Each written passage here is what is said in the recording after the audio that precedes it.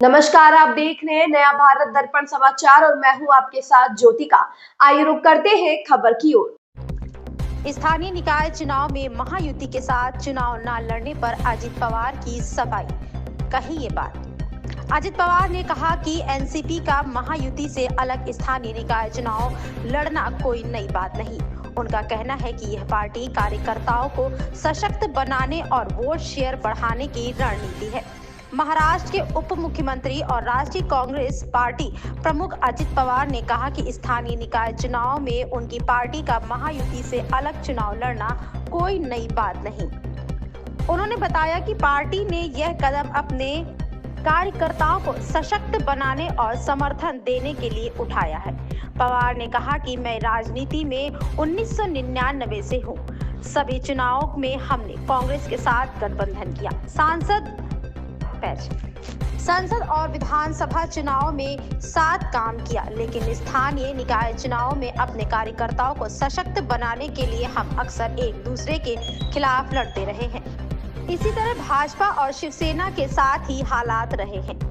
हालांकि पवार ने स्पष्ट किया कि भाजपा, एनसीपी और शिवसेना के अलग चुनाव लड़ने से राज्य सरकार के कामकाज पर कोई असर नहीं पड़ेगा। उन्होंने कहा कि पार्टी कार्यकर्ताओं की मांग पर 2 एनसीपी गुटों ने मिलकर चुनाव लड़ा, जिससे वोट विभाजन कम होगा।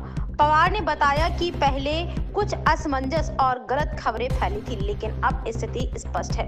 अजित पवार ने यह भी कहा कि शिवसेना के महायुति साथ एकनाथ शिंदे ने पहले गठबंधन के लिए संपर्क नहीं किया और जब किया भी तो यह नामांकन पत्र भर दिए थे। उन्होंने आगे ये कहा कि हमने अभी भविष्य की किसी बड़ी योजना पर विचार नहीं किया है। महाराष्ट्र के बीएमसी सहित 29 नगर निगमों के चुनाव 15 जनवरी 2026 को कराए जाएंगे। यह चुनाव एक ही चरण में होगा। मतदाता चुनाव में आसानी से वोट कर सकेंगे।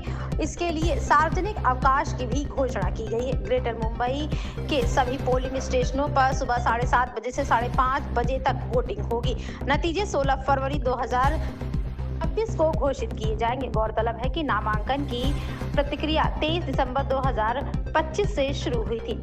वहीं नामांकन की आखिरी तारीख 30 दिसंबर थी। जिन उम्मीदवारों ने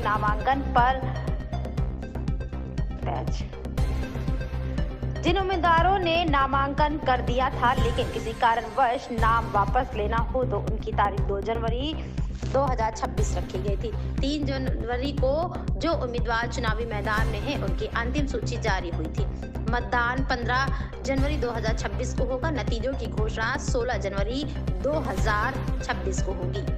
इस खबर में बस इतना ही। बने रहिए नया भारत दर्पण समाचार के साथ।